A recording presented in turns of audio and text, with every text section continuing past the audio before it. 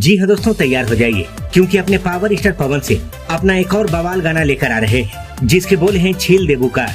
और आज की वीडियो में हम इसी के बारे में देंगे पूरी जानकारी और साथ ही बात करेंगे इसके रिलीज डेट के बारे में।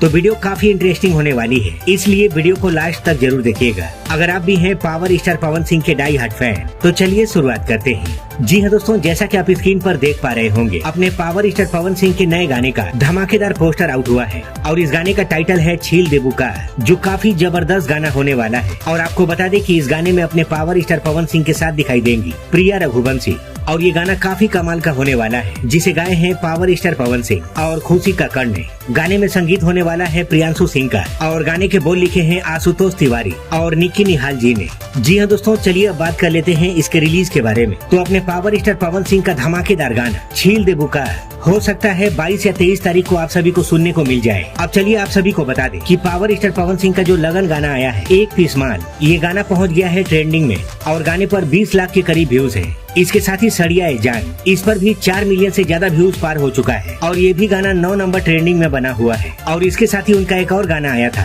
सहरिया, इस पर भी आप सभी के प्यार और सपोर्ट से 7 मिलियन से ज्यादा व्यूज क्रॉस हो चुके हैं। तो बस आप लोग तैयार रहिए, अपने पावर स्टार पवन सिंह के बहुत सारे गाने शूट हुए हैं जो एक के बाद एक आप सभी के बीच में रिलीज कर दिए जाएंगे। और आप लोग इस गाने के लिए कितने एक्साइटेड हैं, कमेंट करके जरूर बताइएगा।